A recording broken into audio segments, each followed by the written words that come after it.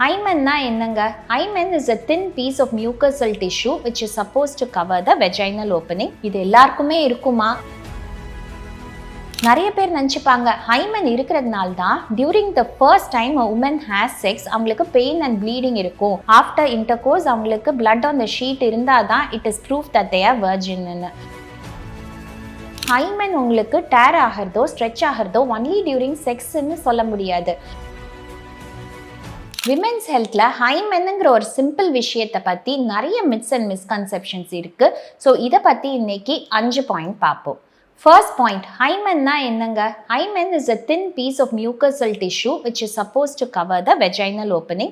இது fetal developmentலேருந்து ஒரு remnant tissue அப்படின்னு தான் சொல்வேன். இது எல்லாருக்குமே இருக்குமா?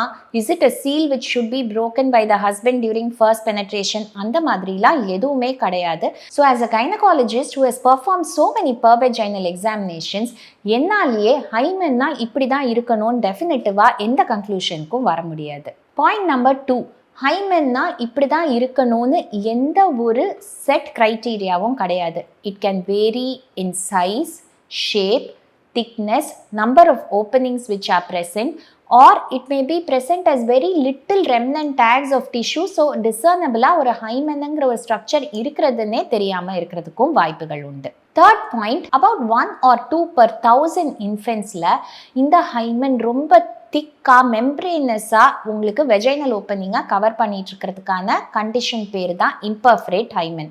இப்படி இருக்கும் போது அந்த பெண் குழந்தை வயசுக்கு வரும்போது அந்த வெஜைனல் பிளட் வெளியில் வர முடியாமல் அங்கேயே கலெக்ட் பண்ணி உங்களுக்கு இது ப்ரொட்ரூட் ஆகி ஒரு ப்ளூவிஷ் டிஸ்கலரேஷனாக வெஜைனல் ஓப்பனிங்கில் எங்களுக்கு தெரியும்.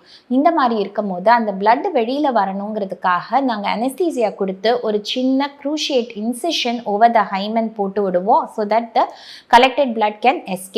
Fourth point, நிறைய பேர் நினச்சிப்பாங்க ஹைமென் இருக்கிறதுனால தான் during the first time a woman has sex அவங்களுக்கு பெயின் அண்ட் ப்ளீடிங் இருக்கும். ஆஃப்டர் இன்டர்கோர்ஸ் அவங்களுக்கு பிளட் ஆன் த ஷீட் இருந்தால் தான் it is proof that they are வர்ஜின்னு. இந்த வர்ஜினிட்டிங்கிற கான்செப்டே இப்போ பாசிட்டிவ்லி அவுடேட்டட் ஆயிடுச்சு. And a presence of a hymen by itself is definitely not a proof of virginity because it is an elastic tissue which can stretch even during penile penetration. எல்லா விமெனுக்கும் first time they have sex pain இருக்கணும்னு அவசியம் இல்லை, இல்லாட்டி டெஃபினட்டாக bleeding இருக்கணும்னு அவசியம் இல்லை. ஸோ இதை வச்சு நம்ம எந்த கன்க்ளூஷனுக்கும் வர முடியாது. Fifth and most importantly, hymen உங்களுக்கு டேர் ஆகிறதோ ஸ்ட்ரெச் ஆகிறதோ ஒன்லி டியூரிங் செக்ஸ்ன்னு சொல்ல முடியாது.